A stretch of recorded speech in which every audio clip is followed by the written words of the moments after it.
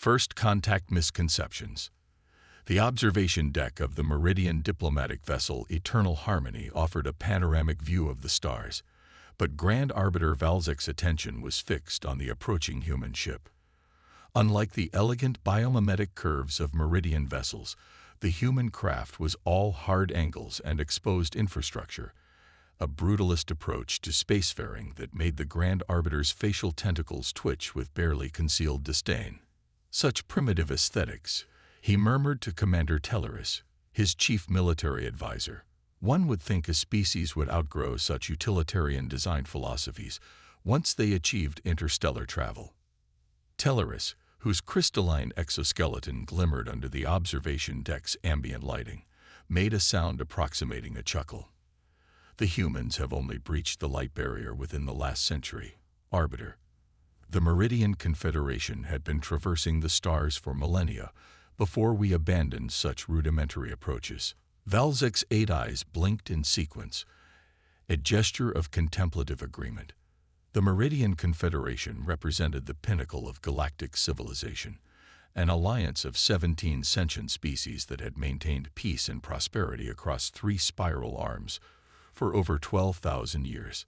Humans were newcomers, barely worth noting in cosmic terms, yet here they were, expanding rapidly into contested space, necessitating this diplomatic encounter. They are remarkably quick to spread beyond their cradle, Valzic observed. 73 years from first faster-than-light travel to colonizing 17 systems. One must admire their ambition, if not their wisdom, or their understanding of established territorial boundaries. Telleris added dryly, the Epsilon Eridani system has been marked for Meridian expansion for centuries. Valzic waved a dismissive tendril, a minor misunderstanding that today's meeting will clarify. The humans will understand their place once properly educated on galactic protocols. The human vessel, designated UES Indomitable according to their communications, had now matched velocity with the Eternal Harmony. Crude in design it might be, but even Valzic had to concede that the warship possessed a certain brutal majesty. Its hull bristled with what appeared to be weapon ports, though Meridian intelligence suggested human weapons technology remained several generations behind Confederation standards. Their delegation is preparing to shuttle across, announced the communications officer, a slender Viridian whose translucent skin pulsed with bioluminescent patterns. 2 representatives only, as agreed. Excellent, Valzic replied, straightening his ceremonial robes. Let us greet them with appropriate courtesy. They are young, but youth can be guided. The reception chamber had been calibrated to human environmental preferences, a gesture of hospitality that had required significant adjustments to temperature, gravity, and atmospheric composition. Valzic settled onto his hovering dais, Telleris standing rigidly at his side, as the entry portal dilated to admit the human representatives. The first human to enter was tall by their species standards, dark-skinned, with close-cropped silver hair and eyes that immediately struck Valzic as unnervingly perceptive. She wore a uniform of deep blue adorned with symbols of rank that Meridian analysts had decoded as indicating high diplomatic status. Grand Arbiter Valzic, she said, her voice clear and confident, I am Ambassador Elena Chen of the United Earth Government. Thank you for agreeing to this meeting. The second human was shorter, with features suggesting East Asian genetic heritage according to the briefing materials. He wore a similar uniform, but with military insignia, Captain Hikaru Tanaka. He introduced himself with a formal bow, commanding officer of the UES Indomitable. Valzic extended a welcoming tendril, careful to avoid the more elaborate Meridian greeting gestures that might confuse or unsettle the humans. Ambassador Chen, Captain Tanaka, the Meridian Confederation welcomes you. Please be seated. The humans took their places at the specially designed chairs, and Valzic noted with interest how they maintained perfect posture without appearing rigid, a military bearing disguised as diplomatic poise. Intriguing. We appreciate the Confederation's willingness to discuss the Epsilon Eridani situation. Ambassador Chen began without preamble. Our expansion into the system was based on surveys indicating no active claims. Tellerus made a sound that translated roughly as a skeptical snort. The Meridian claim to Epsilon Eridani was registered with the Galactic Cartographic Authority over 4 centuries ago. An authority the Earth has never been invited to join, Chen replied smoothly. As newcomers to interstellar politics, we can only operate based on the information available to us. Velzik interjected before Tellerus could respond. A regrettable oversight, Ambassador. The Confederation sometimes forgets that not all species have achieved the level of integration that we consider standard. However, now that you are aware of our prior claim, we trust that human forces will withdraw from the system within a reasonable timeframe. Ambassador Chen's expression remained diplomatic, but Velzik detected a subtle hardening in her eyes. I'm afraid that won't be possible, Arbiter. We've established a research outpost and mining operations in the system. 3,000 colonists now call Epsilon Eridani home. The claim predates your arrival, Tellerus stated flatly. The Meridian Confederation has invested considerable resources in planning the system's development. Planning. Captain Tanaka spoke for the first time, his voice quiet but carrying unexpected weight. But not executing.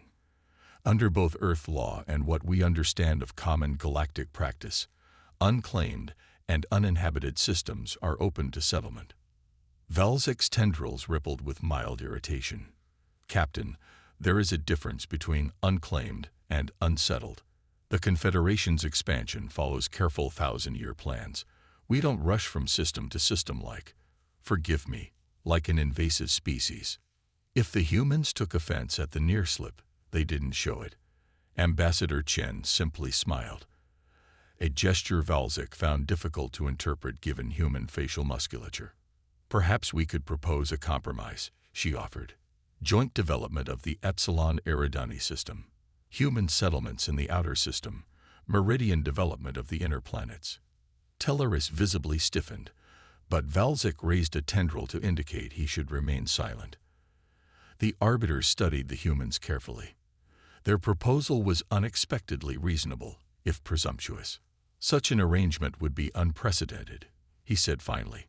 The Confederation does not typically share developmental rights with non-member species.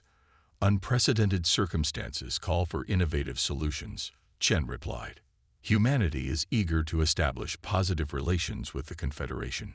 This could be a first step toward broader cooperation. Velzik's mind worked quickly, calculating political implications. The High Council would be displeased, but forcibly removing human settlers would create diplomatic complications the Confederation preferred to avoid with emerging species. Better to guide them toward eventual integration. I will convey your proposal to the High Council, he conceded. However, I must be frank. While we deliberate, we expect no further human expansion within the system. Chen nodded. Understood. We'll maintain our current position pending diplomatic resolution. The meeting continued with discussions of technical details, but Velzik found his attention repeatedly drawn to Captain Tanaka, who spoke rarely but observed everything with unnervingly intense focus. There was something in the military officer's demeanor that triggered an ancestral warning sense in Velzik's consciousness, a predator's watchfulness. After the humans had departed, Tellerus wasted no time expressing his dissatisfaction. We should never have agreed to negotiations. The correct response to human encroachment is a demonstration of Confederation military superiority. Velzik settled his bulk more comfortably on his hovering dais. Perhaps, but I found their approach curious. They must know their position is untenable if we choose to press our claim militarily. Their confidence suggests ignorance of our capabilities, Tellerus responded. Intelligence reports indicate human weapons technology remains primarily kinetic and nuclear-based, primitive compared to our gravitational manipulation systems. Yet they didn't seem intimidated, Velzik mused. Arrange for a subtle display, Commander. Nothing provocative, perhaps a training exercise near the edge of the system. Let's gauge their response. 3 days later, Velzik found himself back on the observation deck, His tendrils twisted in an expression of disbelief as he reviewed the sensor data. What should have been a simple demonstration of Meridian technological superiority had ended in embarrassment. A squadron of Meridian light cruisers had approached the outer gas giant where humans had established mining operations. Their orders were clear: maintain distance, perform standard maneuvers, allow sensors to be detected scanning the human facilities. A reminder of Confederation capabilities without direct provocation. The humans had responded by launching what appeared to be primitive interceptors, small craft with visible thrusters, and what intelligence had identified as rail gun emplacements. Laughably outdated technology, according to Telleris. Yet somehow, these primitive craft had executed maneuvers that defied Meridian tactical analysis, approaching the cruisers in patterns that exploited blind spots in their sensor arrays. When the squadron commander had activated defensive shields as a precaution, the human vessels had immediately withdrawn, but not before detailed scans revealed they had been gathering extremely precise data on Meridian shield harmonics and energy signatures. They were testing us, Telleris admitted, his crystalline exoskeleton flushed with a color indicating extreme agitation. Those weren't standard interceptors. They were sensor platforms disguised as combat craft. And our response revealed more than we intended, Valzik concluded grimly. The question is why? If human technology is as primitive as we believe, such data would be of limited use to them. The answer came sooner than expected. A priority communication arrived from Ambassador Chen, requesting another meeting, this time aboard the UES Indomitable. Against Telleris's strenuous objections, Valzik agreed. The Grand Arbiter found himself curious about what the humans might reveal in their own environment. The interior of the human warship defied Valzik's expectations. Where he had anticipated crude utilitarian design, he instead found elegant efficiency. Every surface, every station served multiple functions. The crew moved with practiced precision, and Valzik noticed something his briefings hadn't prepared him for: diversity of appearance and behavior far exceeding Meridian norms, yet functioning in perfect harmony. Captain Tanaka led them to a conference room where Ambassador Chen waited. The chamber's viewport offered a strategic view of both vessels, a subtle reminder of their relative positions. Thank you for coming, Grand Arbiter, Chen began. Recent events have made it clear that our initial discussions were based on incomplete understanding on both sides. Valzik's tendrils twitched with annoyance. If you refer to your provocative sensor sweep of our vessels, I refer to the fact that the Meridian Confederation has been operating under false assumptions regarding human technological capabilities. Chen interrupted smoothly. An understandable error, given our deliberate policy of technological misdirection. Beside him, Telleris went rigid. Misdirection. Captain Tanaka activated a holographic display at the center of the table. It showed a three-dimensional star map of Meridian space, far more detailed than humans should have been able to produce. For the past 40 years, Tanaka explained, his voice still carrying that quiet intensity Valzik had noted before, humanity has maintained a network of automated observation platforms throughout this sector. The vessels you encounter, the technology we display publicly, represent only a fraction of our actual capabilities. Valzik felt his primary heart skip a rhythm. That's not possible. Our detection systems were designed to identify threats based on known technological principles. Chen finished for him. Humanity took a different path. When we achieved faster-than-light travel, we discovered evidence of advanced civilizations. Rather than announcing ourselves immediately, we chose to observe and learn. The implications crashed through Valzik's consciousness like a gravity wave.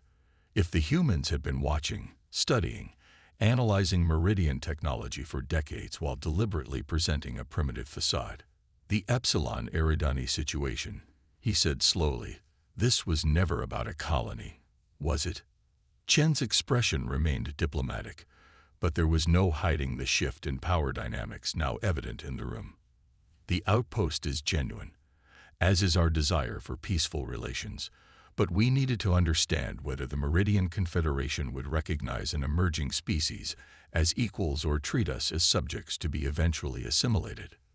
The test, Teleris hissed. You provoked our squadron deliberately. Tanaka nodded. We needed to confirm our analysis of your shield technology. I apologize for the deception, but it was necessary to ensure we could defend our people if diplomacy failed. With practiced deliberation, Tanaka pressed another control, and the hologram shifted to display what was unmistakably a Meridian defense platform, one supposedly hidden in subspace near a key strategic junction. The design specifications floating beside it were accurate down to the quantum resonance frequencies. We know about the automated defense network, Chen said quietly. The subspace detection grid, the gravitational weapon platforms. We know about the 7 other species the Confederation has guided toward integration over the past millennium. Species that now exist only as cultural footnotes within your society. Valzek's tendrils drooped in shock. Even most Confederation citizens weren't aware of those details. What do you want? He asked, all pretense of diplomatic superiority abandoned. The same thing we proposed originally, Chen replied. Coexistence, cooperation where beneficial, respect for boundaries.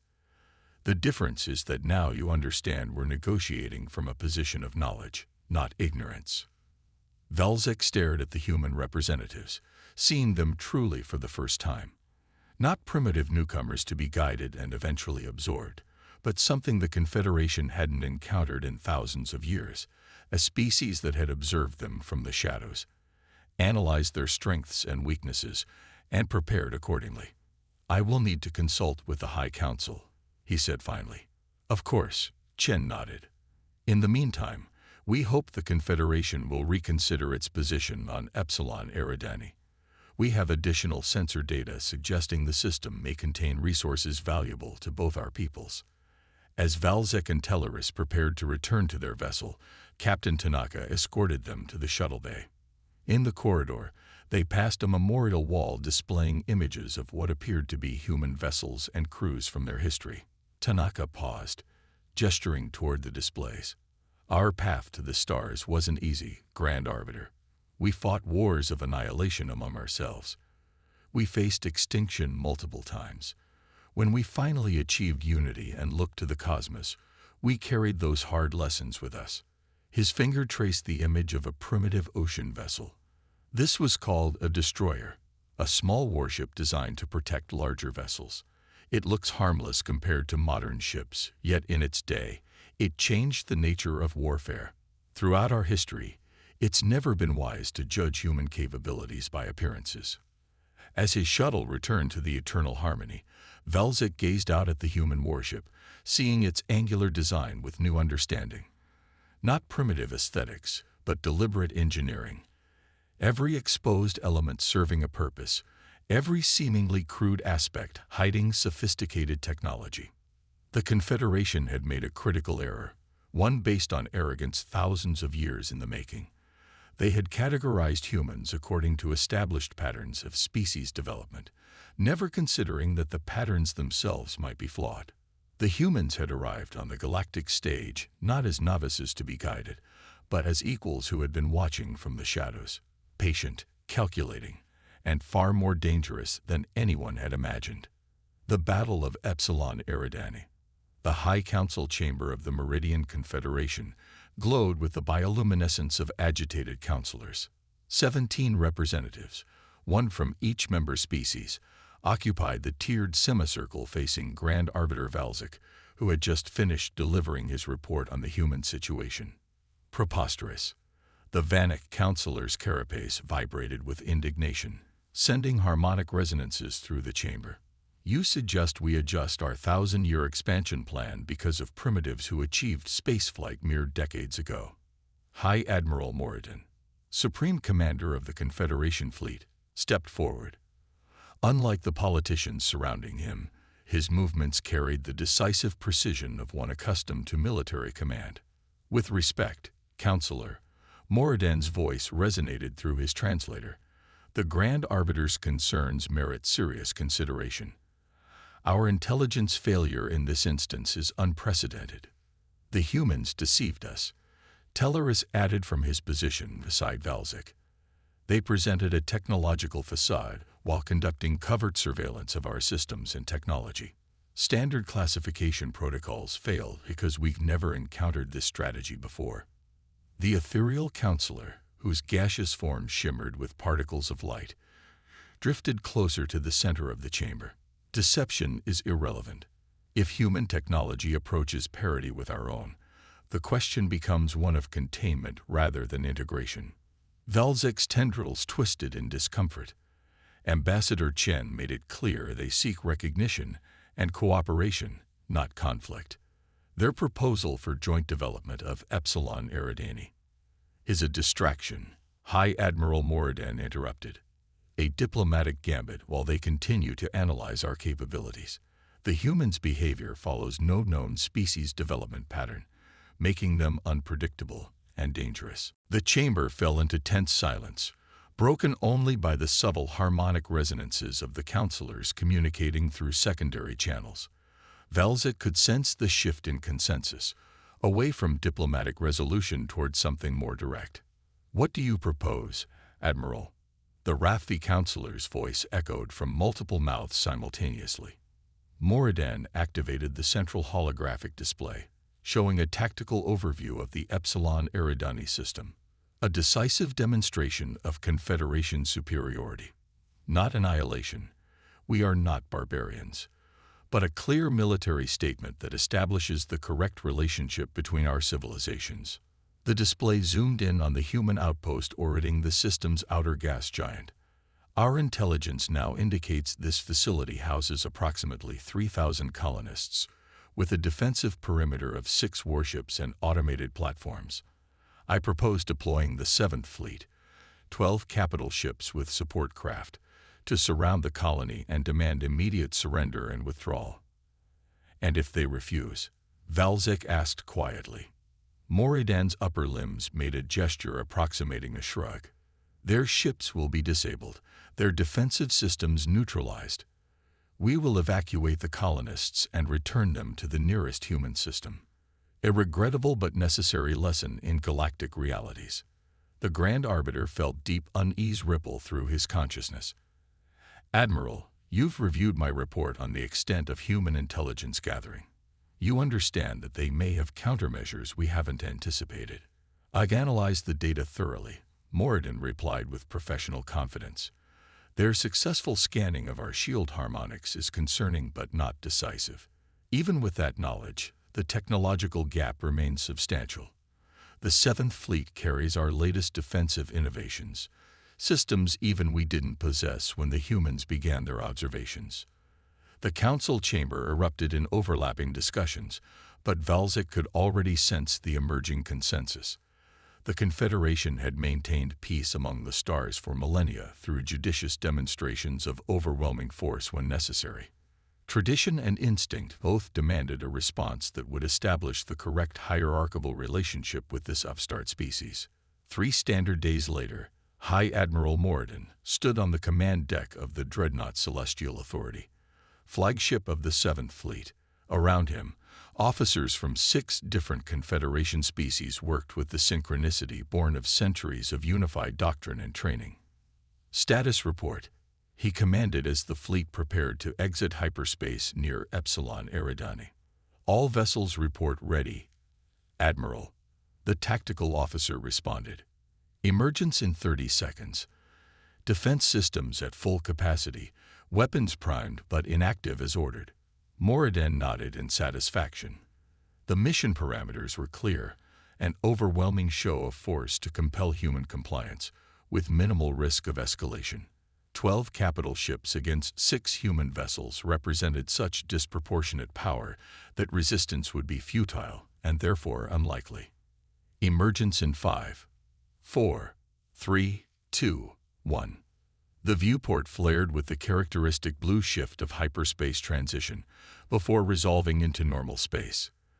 The gas giant of Epsilon Eridani loomed large, its atmosphere swirling with massive storms, the human outpost a small artificial satellite in its orbit. Scanning, announced the sensor officer, detecting 6 human warships in defensive formation around the outpost. Configuration matches our intelligence on the UEA's Indomitable class vessels.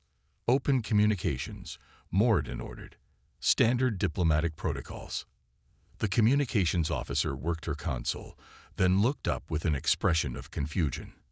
Admiral, we're receiving no response to hails on any frequency. Moradin's brow furrowed. Continue attempts. Deploy the fleet in encirclement pattern Delta. Maintain weapons lock, but do not activate targeting systems. The massive Confederation vessels moved with surprising grace into a 3-dimensional sphere around the human position, maintaining careful distance while establishing tactical dominance of the battle space. Still no response. Admiral, the communications officer reported. Human vessels are maintaining position but showing no signs of alarm or defensive posturing. That was unexpected. Moradin had anticipated either immediate capitulation or at least some sign of heightened readiness. The lack of response suggested either arrogance or strategy, neither of which aligned with his understanding of human behavior. Launch proximity sensors, he ordered. Full spectrum scan of the human vessels and outpost. The tactical display updated as data flowed in, showing detailed readings of the human warships. Everything matched existing intelligence. Power signatures, hull composition, weapon emplacements. Sir, the sensor officer's voice carried an unusual note of concern. I'm detecting anomalous readings from the gas giant's upper atmosphere. Subtle gravitational distortions consistent with masked energy signatures. Moradin frowned. Natural phenomena. Unknown, sir. The pattern is structured, almost as if. Warning klaxons suddenly blared across the command deck as sensors detected multiple new contacts emerging from the gas giant's atmosphere. Dozens, then hundreds of small craft rising from hiding places in the storm layers where their signatures had been masked by atmospheric interference. Tactical analysis. Moradin barked. Unknown configuration. The tactical officer reported, voice tight with professional tension. Size profile suggests unmanned combat drones. They're forming attack vectors targeting our engines and sensor arrays. Before Moradin could issue orders, a new alert sounded. Multiple hyperspace signatures detected. Emergence points surrounding our position. The viewport flared again as space rippled around the Confederation fleet. Where moments before Moradin's forces had held perfect tactical position, now they found themselves caught in a 3-dimensional crossfire as human vessels emerged precisely at their tactical blind spots. These weren't the 6 warships observed protecting the outpost. These were something else entirely. Sleek, predatory vessels with minimal profiles and weapon systems unlike anything in Confederation records. Sir, we're being hailed, the communications officer announced. On screen, Moradin ordered, steeling himself. The tactical display shifted to show Captain Tanaka, standing calmly on what appeared to be a command deck far more advanced than the one Moradin had expected based on intelligence reports. High Admiral Moradin, Tanaka acknowledged with a respectful nod. On behalf of the United Earth government, I must express disappointment at this escalation when diplomatic channels remained open. Moradin drew himself up to full height. Captain Tanaka, the Meridian Confederation has sovereign claim to this system. Your presence here is unauthorized. We demand immediate withdrawal of all human forces. Tanaka's expression remained impassive. Admiral, I believe Grand Arbiter Valzik conveyed our position on Epsilon Eridani. We propose joint development, a reasonable compromise. Your response with a battle fleet suggests an unwillingness to recognize humanity as equals. The Confederation doesn't negotiate under threat, Moradin replied coldly. Your hidden forces don't change the fundamental reality of this situation. No, Tanaka agreed. They don't. The fundamental reality is that humanity spent 40 years preparing for this moment. The moment when the Confederation would attempt to enforce its will through military means. We studied your tactics, your technology, your doctrine. We built our defense specifically to counter your advantages. As if to emphasize his point, the sensor officer reported with increasing alarm. "Sir, the drones are taking position along our shield harmonic nodes. The new human vessels are emitting targeted energy signatures that appear calibrated to our specific shield frequencies." Moradin felt a chill of realization. The humans hadn't just gathered intelligence, they had developed tailored countermeasures for Confederation technology. "You're bluffing," he said, but without conviction. "Even with knowledge of our shield harmonics, your weapons technology can't penetrate our defenses." Tanaka sighed. "Admiral, we don't need to penetrate your shields. Observe." One of the human drones approached a Confederation light cruiser. Rather than attacking, it simply passed through the shield as if it weren't there, then attached itself to the hull. "Magnification," Moradin ordered. The tactical display zoomed in, showing the drone deploying what appeared to be a simple mechanical interface that connected directly to the cruiser's hull. No energy weapons, no kinetic impacts, just a physical connection. "What are they doing?" Moradin demanded. The answer came as system after system on the affected cruiser began shutting down, its power signature fluctuating wildly before stabilizing at minimal levels. "Sir," the tactical officer reported, voice tight with disbelief, "the Vigilant Horizon reports complete systems failure. Some kind of cyber attack transmitted through direct neural interface with their hull. They've lost all combat capabilities." Moradin stared at the tactical display in stunned silence as understanding dawned. The Confederation had built its military doctrine around energy shields, gravitational weapons, and neural integrated systems, all highly advanced technologies that had made them invincible against conventional attacks. The humans had simply bypassed that paradigm entirely. They weren't trying to overpower Confederation technology. They were exploiting its fundamental architecture. "Their drones are taking position around all our vessels, Admiral," the tactical officer reported grimly. "At current deployment rate, they'll have neutralized our entire fleet within minutes." On the communication screen, Captain Tanaka's expression remained professional but firm. "Admiral Moradin, I give you my word that no Confederation personnel will be harmed. Our drones are programmed to disable, not destroy. But I strongly recommend you stand down your forces before this demonstration becomes more extensive." Moradin felt the weight of 12,000 years of Confederation military supremacy crumbling around him. His fleet, the pride of Meridian space, was being systematically neutralized without firing a single shot. "You planned this," he realized aloud. The outpost, the 6 visible warships, all of it was staged to draw exactly this response. Tanaka nodded once. "Humanity has faced extinction-level threats throughout our history, Admiral. When we looked to the stars and found advanced civilizations, we didn't assume they would welcome us as equals. We prepared for the worst while hoping for the best." Another alert sounded as 3 more Confederation vessels reported complete systems failure. The drones had adapted to their defensive measures, exploiting neural pathways that Confederation engineers had considered impenetrable. "We can still escalate this conflict," Moradin warned, though he knew the threat was hollow. "The Confederation spans 3 spiral arms. This is merely one fleet. And humanity has prepared countermeasures for every Confederation military installation within 50 light years." Tanaka replied calmly. "We don't want war, Admiral. We never did. But we will not be subjugated or guided toward integration as you've done with other species." The reference to classified Confederation assimilation protocols sent another shock through Moradin's system. How deep did human intelligence penetration go? With leaden finality, he realized he had no choice. "Stand down all systems," he ordered his crew. "Deactivate weapons and shields."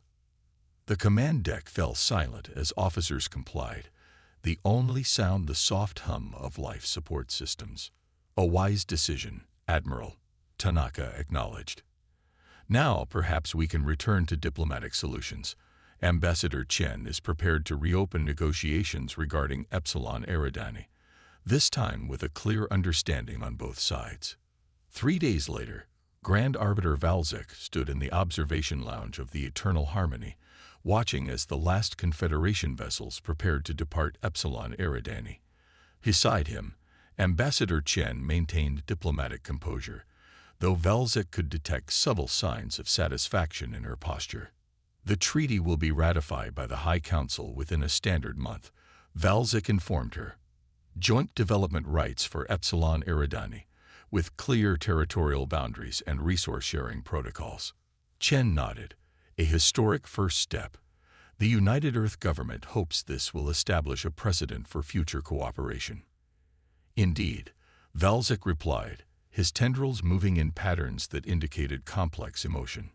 Though I admit, the Confederation is still adjusting to these new realities. Change is always difficult, Chen acknowledged, especially for a civilization accustomed to technological supremacy. Valzik turned to face her directly. I must ask, Ambassador, how much of what occurred here was planned? The outpost, the confrontation, the hidden fleet.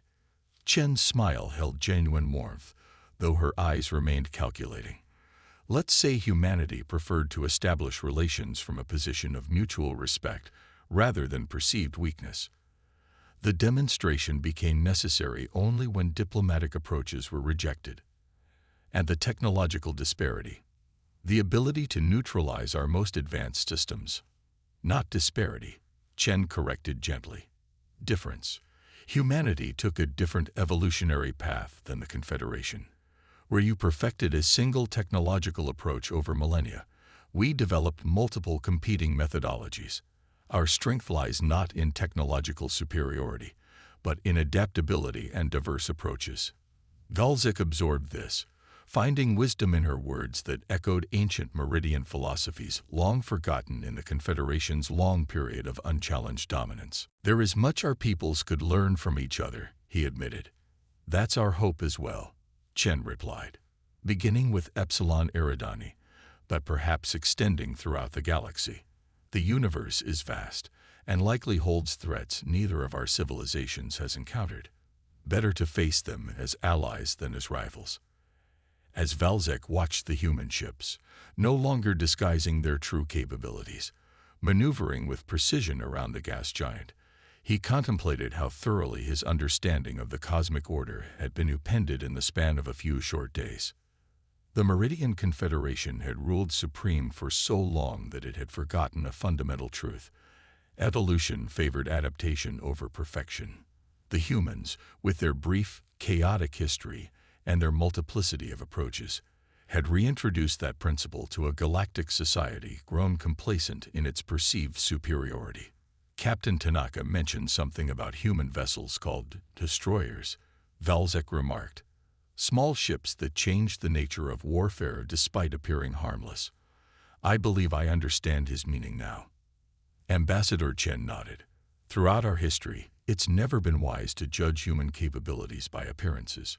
We may look fragile, our ships may seem crude, but appearances can be deceiving.